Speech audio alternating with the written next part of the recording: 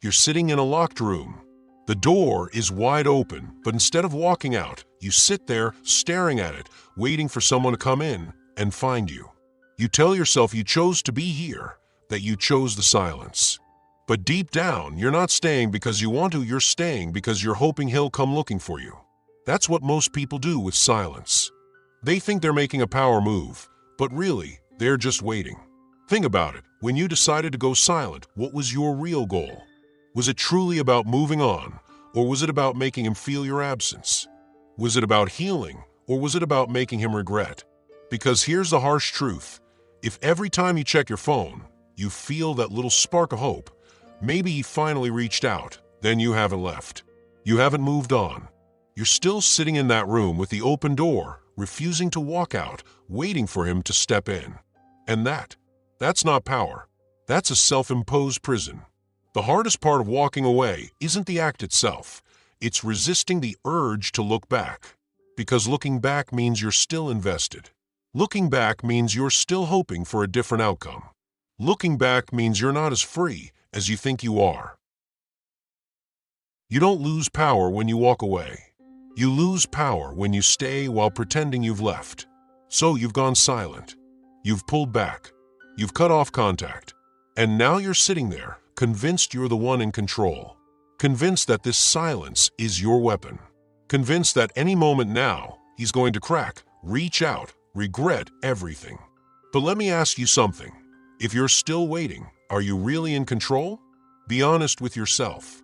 How many times have you checked your phone today, hoping to see his name pop up? How many times have you replayed old conversations, trying to decode his last words, searching for hidden meaning in texts that were probably never that deep to begin with? How many times have you scrolled through his social media, looking for clues? Is he hurting? Is he thinking about you? Has he posted something that might be about you? If you're still expecting him to notice, still hoping for a reaction, still waiting for some grand moment where he finally sees your worth, then your silence isn't control. It's captivity. Let's be honest, it's hard to let go of the fantasy. The fantasy that one day he'll wake up, hit you with that long message, spill his heart out, tell you everything you've been waiting to hear. You imagine it in your head, don't you? I was wrong. I should have fought for you. I should have treated you better. I realize now what I lost, and I can't live without you. Maybe you even know exactly how he'd say it. Maybe you've drafted the perfect response in your head 1,000 times. Maybe you've imagined what you'd wear if you ever ran into him again, how you'd act, cool, composed, just distant enough to make him realize what he lost. But let me ask you this. If he actually cared, wouldn't he have done that already? Would you even have to play this game in the first place? Because here's the reality. When someone truly values you, they don't need silence to realize your worth. They don't need to lose you to suddenly understand how much you meant to them. They already know. And if they didn't fight for you before, why are you betting your peace on the hope that they will now?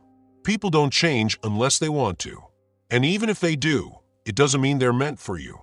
Maybe they'll treat the next person better. Maybe they won't. But you shouldn't be waiting around to find out.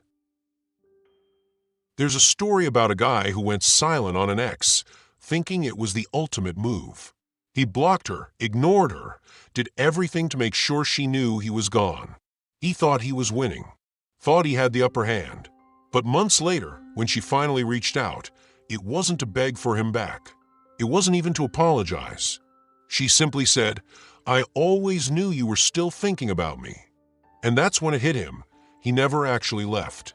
Not really, because all that time he was waiting. All that time he was hoping. And when she finally reached out, it wasn't because she missed him.